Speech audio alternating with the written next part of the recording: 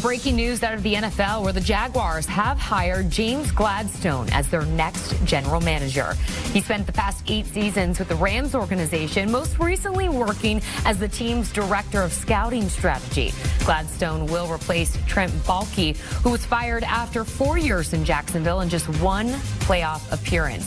The Jaguars, as we know, hold the 5th pick in this year's upcoming NFL draft and will certainly look to Gladstone to fill a number of key positions. Now, Shad Khan, the owner of the Jaguars, released this statement saying, quote, "We found James to be a class ahead and exceptional in every regard. Vision, new ideas, communication, chemistry, and a keen understanding of the league and our team. It's going to be fun watching James work with our football leadership team of Liam Cohen, Tony Baselli, and Tony Khan. But most of all, it will be rewarding. I am confident of that." For more on this, let's go ahead and welcome in our own Pete Prisco for more. Pete, it's great to see you. You know, all of the talk this offseason for Jacksonville was about the head coach and GM vacancy positions. Jacksonville, as we know, both have fired Doug Peterson and GM Trent Baalke. So how does this hire now of James Gladstone help the team? What does he bring to the table? Well, it's a little bit off the grid, and when you look at their hirings, the head coach, young guy, now the general manager, young guy.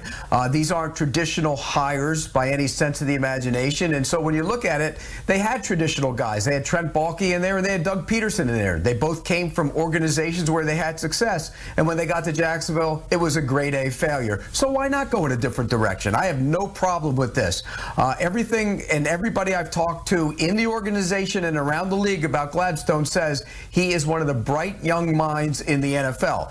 And you'd sit here and you'd say, well, maybe he's one of those analytics guys, and because he's really smart when it comes to the draft and how to use analytics. But that's not the reality. He's really a football guy who also happens to be really smart and good at analytics. So I think the hire makes sense.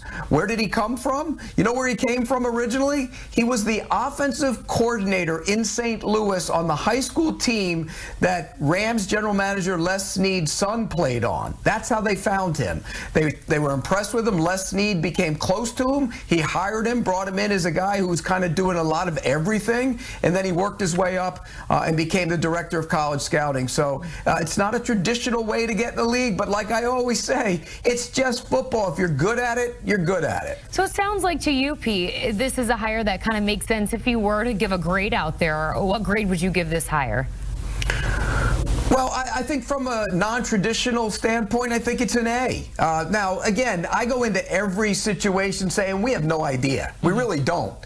When you look at it on paper, some of the greatest GMs have failed in second stints. Some of these guys we thought were going to be great GMs have failed in their only stint. So we don't know. We have no idea. But from a traditional standpoint, you know, this would be everybody go, oh, well, why didn't I hire this guy? He's been around the league. He's done this. He's done that. They went, outside the box, which I like. And so from that standpoint, I give it an A. But as far as success, who knows? We have no idea. Yeah, no idea at this moment, but we will soon find out, especially 9 weeks from now when the NFL draft gets underway from Lambeau Field. Gladstone, obviously, as we mentioned, will be leaned on heavily in order to build some of the key pieces around Trevor Lawrence. As I mentioned off the top, the Jags do have the 5th pick in the upcoming draft. What should they prioritize now that Gladstone is at the helm? Get bigger and stronger and tougher. I think that's the #1 priority. And if you go back, he's been a director of college scouting with the Rams over the last 3 years. If you go back and look at their drafts over that time, remember they traded away a bunch of picks, won a Super Bowl, and so they had to draft really well. They found a lot of guys in the later rounds, Puka Nacua being one of them, Kyron Williams being another. They drafted the 2 Florida State defensive linemen last year, Jared Verse and Braden Fist, and they both did really good things. So I think when you look at the way the Rams have drafted, they were forced to draft well. They were forced to play a lot of younger players, and I think Gladstone's going to be in that same situation in Jacksonville. They have to replenish the offensive line. They have to get bigger and stronger and tougher, and in the middle of the defensive line, they have to get bigger and tougher. And if you're looking at it on paper, pick number 5, if you're sitting there, Mason Graham might make sense, the defensive tackle out of Michigan. If Hunter is there, they also need a corner. He might make sense there as well. So I think they got a real opportunity. They have a lot of draft picks picks. They have a lot of draft capital to really fix this team and do it in a hurry. Yeah, Jags fans love hearing those names called out. Pete Prisco, always great to see you joining us. Happy Friday to you. I'm Jordan Giorgio alongside our own Tommy Tran.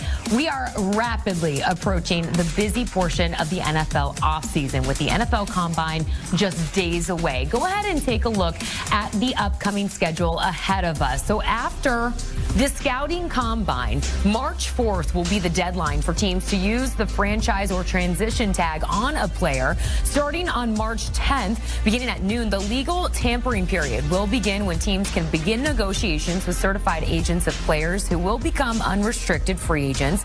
Now, if a potential unrestricted free agent does not have a certified representation, a team's front office can communicate directly with the player. March 12th at 4 p.m. will begin the new league year, and so does free agency.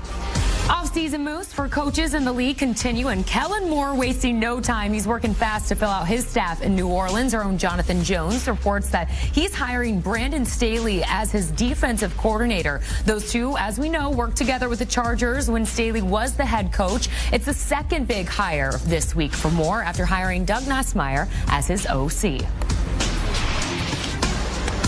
Well, James Cook says he's, quote, standing on business and wants what he deserves, talking about potential contract extension. He was a standout for the Bills last year, more than 1,000 yards rushing and tied for first in touchdowns with 16. But as we know, those contracts can get in the way of team success, TBD.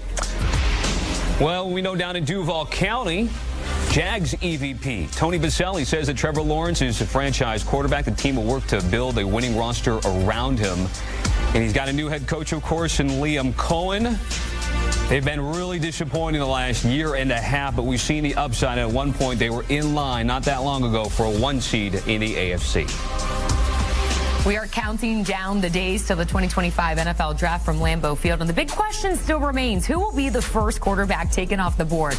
Miami's Cam Ward or Colorado's Shedeur Sanders? Both names are the only two quarterbacks to be considered first-round locks in the upcoming NFL Draft, and our own Ryan Wilson has released his top 10 NFL prospects. Right now, both Ward and Sanders' name, as you see, missing off this list. Here is a look at the names Ryan believes are the top prospects, with Colorado's two-way star Travis Hunter at the top, followed by Penn State's defensive star Abdul Carter and Michigan's Mason Graham. Elsewhere, one college quarterback who decided to forego this year's draft and return to college, former Georgia Bulldog turned Miami Hurricane Carson Beck, was recently the target of burglary, and the Miami police have recently named a suspect.